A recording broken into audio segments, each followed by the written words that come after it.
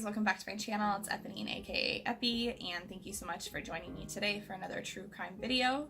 Before I get too far into this, I do want to give my normal disclaimer that in doing these videos, I mean no disrespect or offense to anybody involved. This is all just information that I've taken from various sources and compiled into one video so that people who are interested in this case can come to one location for a lot of information. So that being said, let's go ahead and jump into today's case, which is the pizza bomber case.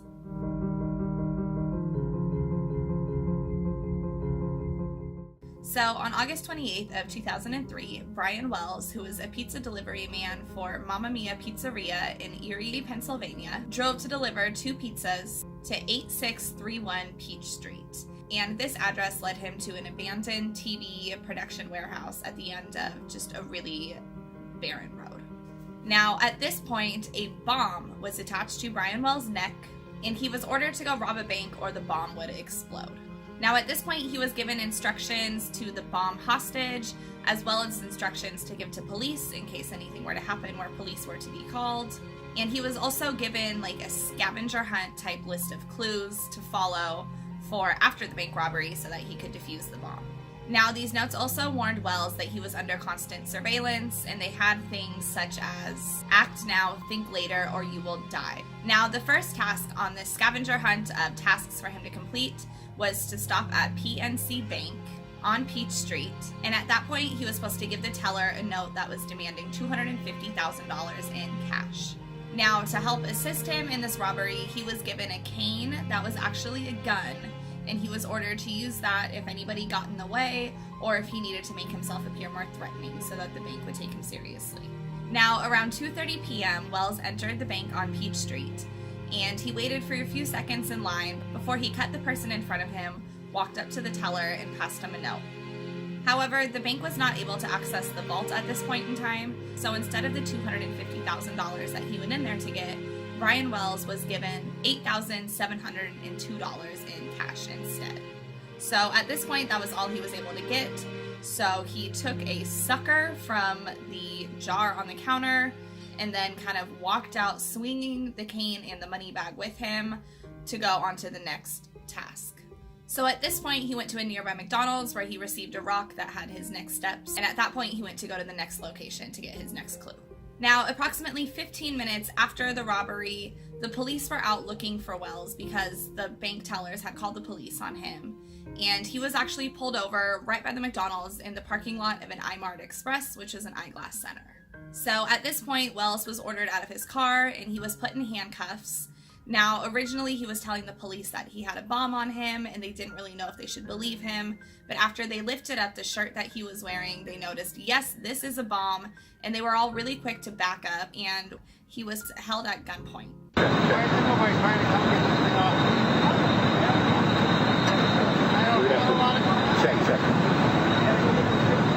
So at this point, the bomb squad was called in. However, they were a little bit late. About 3 minutes before they showed up, at 3:18 p.m., the bomb detonated, and it blew a fist-sized hole into Brian Wells' chest, and he died within a matter of minutes from this injury. Now, unfortunately for news channels, they were airing all of this live on TV while it happened, so if you guys are interested in seeing that footage, it is out there, but out of respect for the victim and his family, I'm going to choose to not include that footage in this video.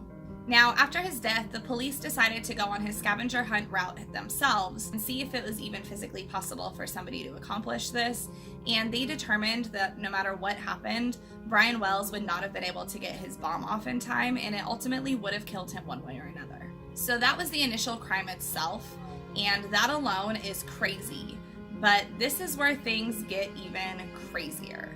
Now, it turns out that Brian Wells was working with a group of people, and he was actually in on the bank robbery. Now, the big difference is that originally when they were talking about doing this robbery, it was supposed to be a fake bomb. It was a last-minute decision to use a real bomb on him, so he did not know that he was actually going to die, but he was in on this. Now, Wells was working with someone named William Rothstein, who went by Bill, someone named Kenneth Barnes, someone named Floyd Stockton Jr., and then the mastermind of all of this was a woman named Marjorie Diehl-Armstrong. So originally how all of this started was financial troubles for Marjorie Diehl-Armstrong as well as Rothstein. Now for Marjorie, it was the fact that her father had about $2 million in assets, and she felt entitled to that when he died. And she started to have an issue with it when he started to spend all of this money on friends and family, buying them presents, giving them money for things, and she felt entitled to that money, so she decided she needed to kill him. Now, originally she had approached Kenneth Barnes about this, and according to him, he was just joking and he wasn't going to seriously kill her dad, but he told her that, yeah, I'll do it for $250,000. So that was the reason why that was the bank amount that they were trying to rob. And then for Bill Rothstein, he was having issues with his family. They wanted him to sell the house that he'd been living in because it was his parents' house. However, he was living rent-free and he thought it was a pretty good deal, so he didn't want to sell the house. So his plan was that he was going to take some of this money, pretend like he'd sold the house, or use the money to help just kind of settle his assets with his family, and that he would be able to stay in the house that he was living in. Now, police were alerted to this whole group of people being the potential suspects in this crime when on September 20th of 2003, Bill Rothstein called the police to report that there was a body in his freezer at his location of residence. He stated that this body was the body of James Roden, who was Marjorie Diehl-Armstrong's long-term boyfriend, well, now kind of ex-boyfriend, and that she had killed him, and that Rothstein had decided to help hide the body. So at that point, he took the body from Marjorie's house, where she killed him, to his house so he could keep him in the freezer.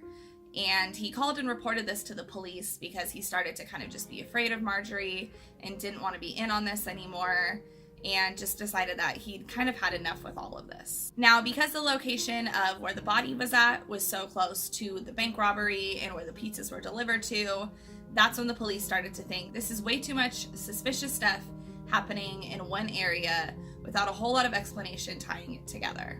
So for this, Rothstein obviously was arrested right away, and he started to tell some stories about Marjorie Diehl-Armstrong, but he was still adamant at this point that they were not involved in the Brian Wells case at all. And he went so far to say that they were not involved in this case that at one point he actually tried to kill himself, and he had written a suicide note, and the first thing on the suicide note was that his suicide had nothing to do with the Brian Wells case. And once the police found that note, they thought it was super, super suspicious that he would go out of his way to say that he wasn't involved in the case, when honestly it would be way less suspicious to just leave the Brian Wells case out of it altogether if he really wasn't involved. Rothstein was later let out of jail on bail, and he got a lesser sentence because he agreed to testify against Marjorie Diehl-Armstrong for her murder of James Roden. So on January of 2005, Marjorie Diehl-Armstrong pled guilty but mentally ill to the murder of James Roden, and she was sentenced to 7 to 20 years for that crime. Now later that year in 2005, Marjorie Diehl-Armstrong told people that yes, she did have information about the Brian Wells case, but she was only willing to talk if she got transferred to another prison. So this arrangement was made, Marjorie was transferred, and she started to talk. Now, during a series of interviews conducted by law enforcement, she admitted to giving 2 kitchen timers to Rothstein to build the bomb. However, she remained adamant that she was not the mastermind behind it and that it was Bill Rothstein instead who was kind of in charge of this whole attack. She also remained certain that Wells knew about the attack and he was informed about it up until a month beforehand, but like I said, it was originally said that it was going to be a fake bomb. Now in 2005, Kenneth Barnes, who was an old fishing friend of Marjorie Diehl-Armstrong, was turned into authorities by his own brother after he started to talk about the crime to his brother. And in exchange for a reduced sentence, Kenneth Barnes agreed to just tell the whole entire story. He would just give it up and he would tell them everything that they wanted to know. Now, during interviewing him, he stated that yes, Marjorie Diehl-Armstrong was in fact the mastermind behind this whole entire thing and that she was lying about it being anybody else. And he also confirmed that yes, the reason why she was doing this was to get the money to give to him so that he could kill her father. So in July of 2007, it was announced that the investigation was over and Barnes and Diehl-Armstrong were both charged in this crime. Now, Rothstein would have been charged, however, he actually died from cancer before the trial could ever happen. And Stockton, who was another person who was involved in this, originally agreed to testify, and he was supposed to get off on charges for testifying. However, he ended up falling ill and never had to testify and never faced charges either. Now, during the trial, it came out that yes, Wells, he did think the bomb was going to be fake, and that in order to get him to wear the real bomb, they actually had a shotgun and they forced him to do it. And it's reported that witnesses in the area did report hearing gunshots, so it's pretty well believed that Brian Wells was in on this, but he honestly did not think he was going to die that day. He did not think there was any chance of that happening because the bomb was not supposed to actually detonate. So on July 29th of 2008, the court found Marjorie Diehl-Armstrong mentally unfit to stand trial due to her numerous mental health issues, bipolar disorder being the main one, and she was then transferred to a mental health facility. So on September 3rd of 2008, Kenneth Barnes pled guilty to conspiracy to robbing a bank as well as aiding and abetting. He was sentenced to 45 years in prison on December 3rd of 2008.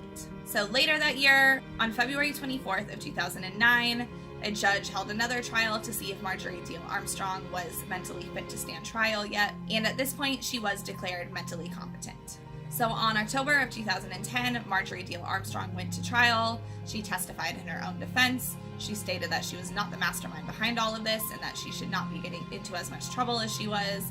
However, her defense did not work. And on November 1st of 2010, Diehl-Armstrong was convicted of armed bank robbery, conspiracy to commit armed bank robbery, as well as using a destructive device in a crime. And on February 28th of 2011, she was sentenced to life in prison for her crimes. Now, this was supposed to be served concurrently with the sentence she was already serving for the murder of James Roden. And Marjorie Diehl-Armstrong actually died in prison on April 4th of 2017 of breast cancer. So to this day, Brian Wells' family argues that he was not involved in the case at all, that he had nothing to do with it, that he was solely a pizza delivery man who got caught up in the wrong place at the wrong time, had a bomb placed on his neck, but that he was not actually in on this. But according to courts and everybody else, that's not the actual story. So that is it for that case. It is really a crazy one. The bomb bank robbery in and of itself is crazy, but then when you find out that he was actually in on it, and there was all these crazy conspiracies, and then what the reasons were for needing this money was another murder for somebody who had already murdered people in the past, there's just a lot to it. And if you guys want more information on this case, I urge you to watch a documentary called Evil Genius on Netflix. That is where I heard of this case. I'd kind of heard of the pizza bomber in the past, but not in this much detail, and I had no idea that this is how it all went down. So I urge you to check that out if you guys are interested in this. It's like a 4.5 hour long series, so it goes into way more detail than I could ever go into on this video. But yeah, that is it for today's video. Thank you guys so much for hanging out with me and for giving me a little bit of your day. I really do appreciate it. If you like content like this, please be sure to hit the subscribe button and that little bell notification so that you know when all of my new videos come up. And if you enjoyed this video, please make sure to give me a thumbs up. It's such an easy thing for you to do, but it really does help my channel. So yeah, that is it. Thank you all so much, and I love you all, and we'll touch base soon. Bye.